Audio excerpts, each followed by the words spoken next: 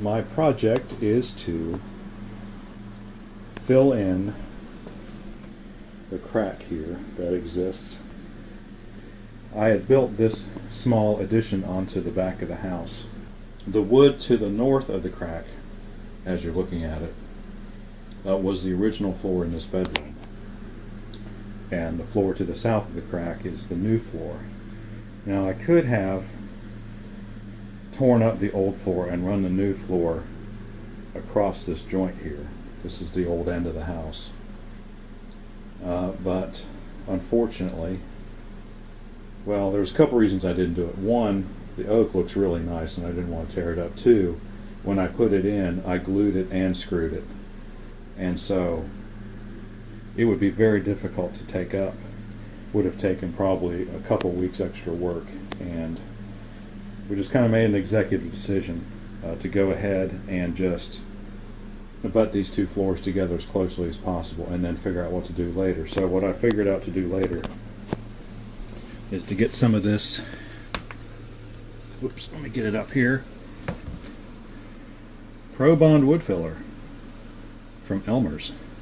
Used it in a couple other places in the house. It seems to hold up really well. It's really, really hard when it dries, and it seems to resist cracking quite well. I've filled in a couple gaps that are about the same size that this gap is. Of course, I've already started right there, you can see. And that was been over a year ago, and it's held up. It hasn't cracked, hasn't chipped, hasn't popped out. So I think this is good stuff. So that's what we're going to do today. And so we'll come back when I've finished filling up the joint. We have finished filling in this crack. And so I'm not sure how long it takes this to dry. Filled it into it was about a 1/4 inch gap and probably up to a 1/2 inch wide gap. So it's probably going to take a little while. So I'll test it every hour or so, and then we will break out the orbital sander, my random orbital sander, which does a really good job, and we'll sand this down. So when it's dry, we'll be back. I covered something interesting in working this wood filler. Let's see if I can get. What I did was I applied that and I let it set up. While I was letting it set up, I went to wash off the tools and realized that this wood filler is water washable. And so it occurred to me that possibly I could use a towel or a rag to wipe off the excess off the floor. And it turns out it works great. You can clean a joint with this stuff in there just like you would if you were grouting tile. This would have worked better if I'd had a sponge. All I had was a rag, and so I just got it wet, wrung it out, and folded it up so it was kind of like a sponge, and just went across this joint here at a 45-degree angle, and look how nice that's come out. It's really, I don't even know if I'm going to have to sand that. Really, by the time I go through here and run some stain over that, I think it's going to look really great. I don't think I'm going to have to sand anything. So that's something learned today. We have infilled this crack with the wood putty, and I thought I would just go ahead and stain it after just wiping it down. But if you can see this, I think you'll be able to see where there was residue from the wood filler, where I'd gone through and wiped it off as though it was grout.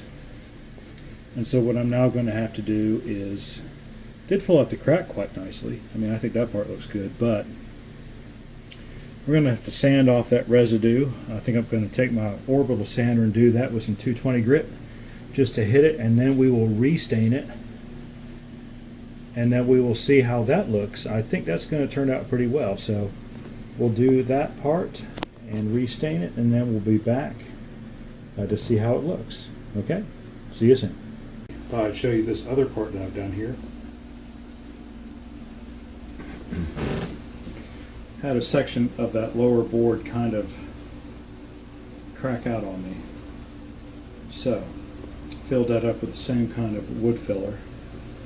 And actually this other debris is from where I stripped the floor with some citrus-based stripper.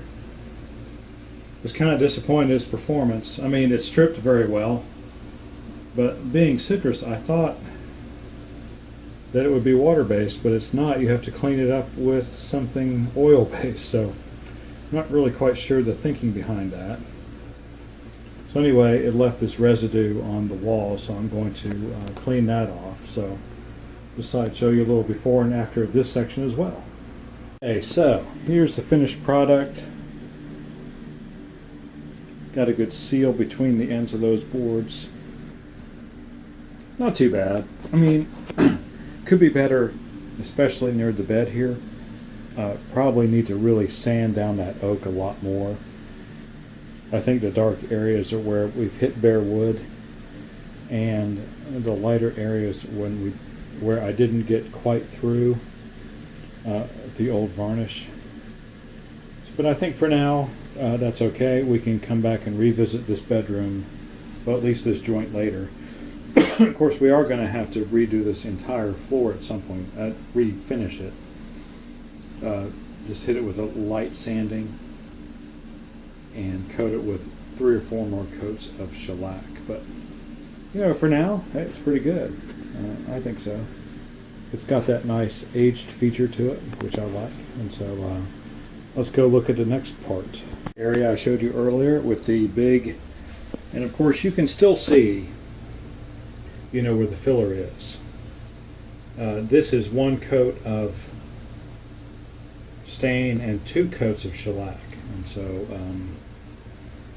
but still, compared to what it was earlier, this is, yeah, this is pretty good. I mean, it's a heck of a lot easier than tearing out that bottom piece of wood, which would be just about impossible without messing up that second row of tongue and groove. This is all tongue and groove, so I think I can live with this. I mean, it's not perfect, but as I've said before, I'm not looking for perfection. I'm just looking for something that looks good. And so I really don't think anyone who's coming to our house is going to get down on the floor and say, "Oh my gosh, Chris, you have used wood filler right there." No, I don't think they're going to notice at all. So there you go.